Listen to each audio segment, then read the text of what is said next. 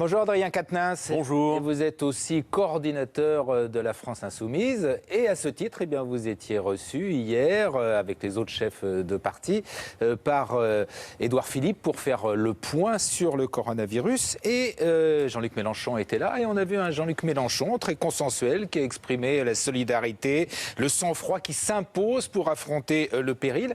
C'est pas habituel. Qu'est-ce qui lui arrive ? Écoutez, c'est tout à fait normal. Nous allons faire face, en toute hypothèse, à un épisode d'épidémie.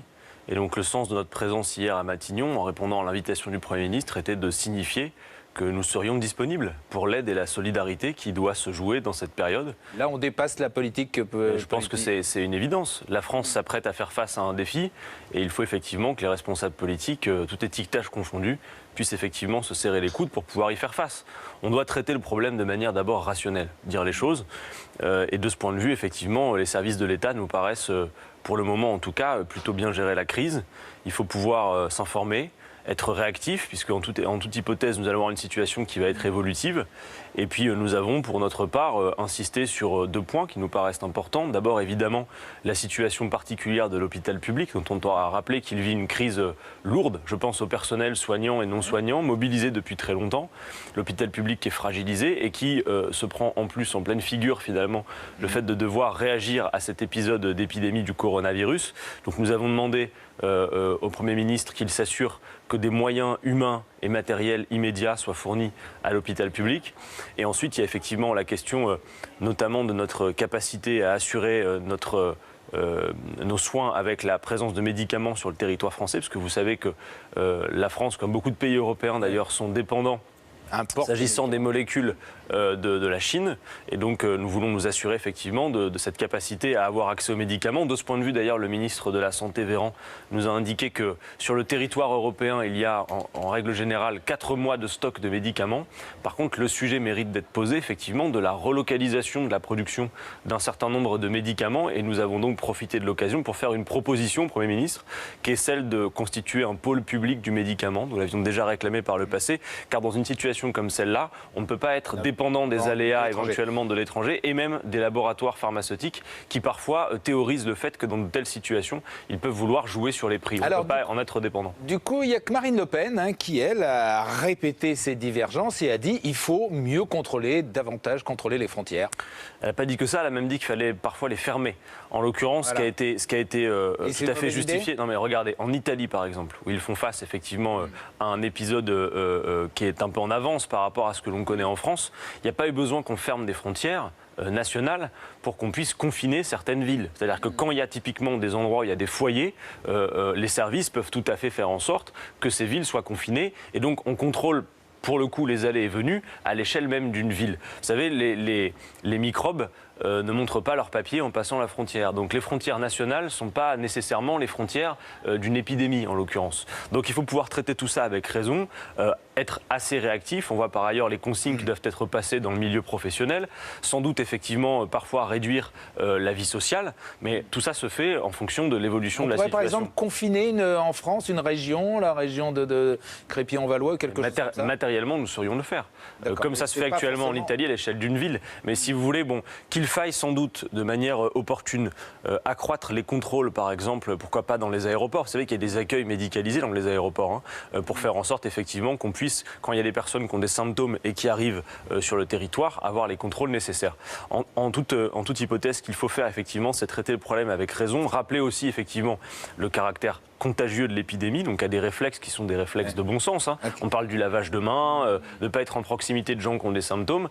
Après, pour le reste, rappelez tout de même que s'il y a une forte contagion, 80% des cas, en réalité, sont des cas qui vont de l'absence de symptômes à une grosse grippe.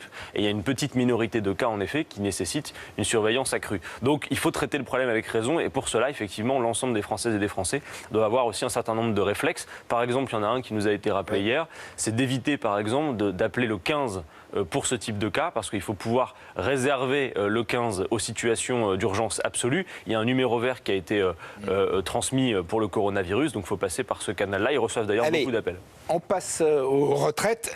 La guerre de tranchées continue à l'Assemblée avec les amendements, notamment de la France Insoumise. 3 articles seulement ont pu être débattus sur 65.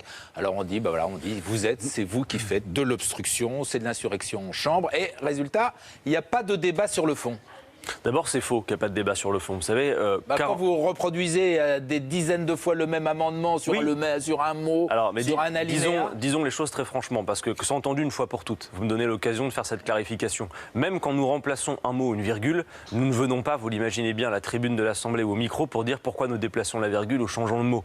Le droit d'amendement est un droit du parlementaire. Mais du coup, il n'y a pas de débat sur le fond. Si, vous avez tort, je vous assure. Il y a énormément, d'ailleurs, il y a quasiment que du débat sur le fond. Si vous regardez ce qu'on publie régulièrement, parce qu'on donne à voir les débats à l'Assemblée, même quand un amendement est un amendement de pure forme, il est une occasion de prendre la parole sur le fond, d'avoir des débats qui sont très argumentés, pointus même pour tout vous dire, et qui, je le crois, font avancer le débat. Enfin, depuis 10 jours de débat à l'Assemblée nationale, nous avons, grâce à nos répétitions argumentées, pu faire valoir le fait que les agriculteurs à qui l'on promettait 1 000 € de retraite par mois n'en verront pas la couleur, puisque en réalité près de 40% d'entre eux sont exclus du dispositif, que la valeur du point n'offrait aucune garantie sur le niveau des pensions, parce que précisément le niveau des pensions sera une variable d'ajustement, que l'index sur lequel allait se faire le calcul de la valeur du point n'existait pas encore, un indice qu'il va falloir créer. Donc vous voyez, on peut parler d'obstruction parlementaire, mais en réalité, s'il s'agissait d'obstruction, Gérard Leclerc, franchement, on ne serait pas à la hauteur. Les grandes heures de l'obstruction parlementaire à l'Assemblée nationale,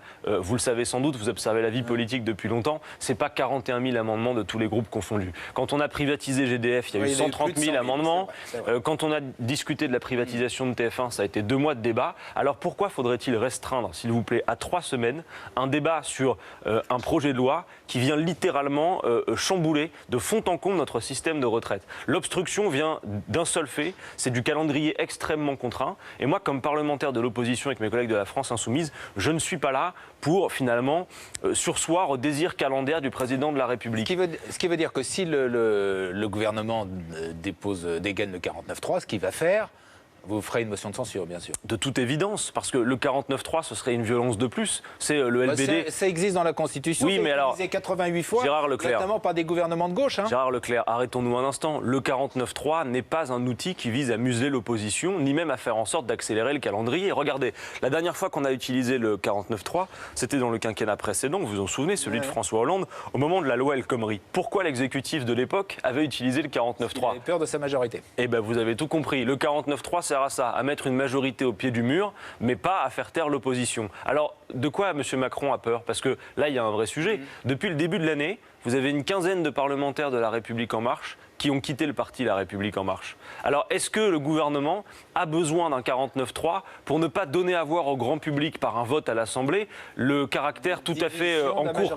Mais évidemment, ce groupe est en cours de dislocation. Moi, c'est une de mes thèses. Et ils ont besoin du 49.3 pour pouvoir effectivement peut-être le masquer. J'en termine pour vous dire qu'en faisant ce que nous faisons à l'Assemblée nationale, Gérard Leclerc, nous avons importé à l'Assemblée un mot d'ordre qui est majoritaire dans le pays. Moi, j'ignore pas le fait qu'à l'Assemblée, je suis l'opposition et en minorité, mais vous avez vu comme moi les enquêtes d'opinion sur le sujet des retraites dans le pays. La majorité souhaite le retrait de ce projet de loi. Pourquoi? Parce que ce projet de loi est contraire aux engagements présidentiels de M. Macron. Il n'a même pas de mandat pour faire ça. Il nous avait dit, je vous fais une réforme universelle. Même le Conseil d'État dit, il n'y en a pas. Il nous avait dit, je fais 1 € cotisé, offrira les mêmes droits. Ce n'est pas le cas. Il avait dit 1 000 € minimum pour les agriculteurs. Ce n'est pas le cas. Et enfin et surtout, il avait dit, nous ne toucherons ni à l'âge de départ, ni au niveau des pensions. Or, ce projet de loi, en réalité, une fois qu'on a retiré les éléments de langage, ne fait que ça. Allez, 2 dernières questions. Je vous demande des réponses rapides parce qu'on a vraiment très peu de temps. Sur les municipales, mais attendez, Gérard Leclerc, juste excusez-moi, finir d'un mot parce que je ne vais pas me contenter d'être dans l'opposition principielle. Avec la France Insoumise, nous portons un contre-projet. Je vous le résume en 30 secondes. C'est 60 ans le départ à la retraite. Personne sous le SMIC pour une carrière complète et personne sous le seuil de pauvreté. Et on le finance simplement en récupérant 2 points de PIB de plus consacrés aux retraites d'ici à 2040. Franchement, ce n'est rien compte tenu de la richesse que produisent les Français. Ils produisent déjà bien assez de richesse pour financer un bon système de retraite. Très brièvement, 2 questions. Les municipales, on a l'impression que vous faites l'impasse, que vous n'êtes pas, il y a quasiment pas de liste, très peu de listes. Une stratégie qui est à première illisible, parce que vous êtes allié des fois avec les Verts, d'autres avec le... Qu'est-ce que vous faites? Ça vous intéresse pas les municipales? Bon, je viens de dire que vous étiez un observateur de la vie politique aguerrie, mais là, pour le coup, vous me décevez. Vous n'avez pas regardé d'assez près ce que l'on faisait. Il n'y a pas beaucoup de têtes de liste. Alors, je vous lis tout de suite. Insoumis. La France Insoumise, depuis 2016 qu'elle existe, théorise la nécessité de l'implication citoyenne, l'implication du grand nombre dans la vie politique. Les municipales, c'est important. Justement, et donc pour les municipales, nous avons fait un choix. Le choix est de ne pas planter le drapeau ostensiblement partout. En revanche, donc, il n'y a pas de liste de la France Insoumise en tant que telle. Vous êtes les seuls à faire ça. Par contre, la France Insoumise est engagée dans quelques 550 communes, dans des listes, à travers effectivement des dispositifs de listes citoyennes, ou parfois, c'est vrai, je vous l'accorde, des dispositifs qui ressemblent plus à des listes d'union de partis traditionnels. Mais en tout cas, nous favorisons des démarches avec effectivement certains marqueurs. Nous sommes souvent engagés dans les listes du référendum d'initiative citoyenne locale, des chartes éthiques pour les élus, des listes qui engagent dans les villes l'écologie populaire. Bref, donc, il y aura, vous le verrez. Présent, mais d'une autre façon. Exactement. Et puis, Roman Polanski, il y a ce soir les Césars, il renonce à aller à la cérémonie. Et il dit des activistes féministes me menacent de lynchage public. C'est un tribunal d'opinion autoproclamé, donc à propos de son film J'accuse qui a eu 12 nominations. Vous êtes de quel côté? Avec lui pour défendre la création ou avec les associations féministes qui veulent le chahuter? Je ne suis pas sûr que le choix se résume avec les deux côtés de la barricade que vous venez de proposer. Moi, il ne m'appartient pas comme responsable politique de traiter du cas particulier de Roman Polanski. En revanche, à travers son cas, on observe une chose qui est absolument certaine, c'est que les temps ont changé, Gérard Leclerc. Il y a encore quelques années, il y avait une espèce d'omerta, une loi du silence, et maintenant on voit bien que la parole des femmes s'est libérée, et notamment dans certains milieux où... ça doit jusqu'à une forme de attendez, censure. non, c'est pas ce que j'ai dit. Mais en attendant, on peut se satisfaire, d'abord et avant tout, que la parole des femmes se soit libérée, notamment dans certains milieux où il y avait une loi du silence, et notamment le milieu du cinéma, vous le savez. Après, le cas de Roman Polanski est un cas particulier. Effectivement, moi, je suis plutôt pour la justice que le tribunal populaire, et le fait qu'on puisse effectivement apprécier un objet culturel sans en faire effectivement du coup un symbole en l'occurrence. Mais je comprends l'émotion suscitée aussi par le fait que quelqu'un qui a été effectivement accusé de viol, eh bien, puisse être mis en avant. Pour autant, voilà, il faut pouvoir distinguer les choses. Moi, on me fait de très bons commentaires de ce film, et pour vous le dire très personnellement, j'ai même envie de le voir. Merci Adrien Quatennens, vous pouvez le voir, c'est effectivement un très bon film. Merci. Bonne journée, bon week-end. Romain, c'est à vous.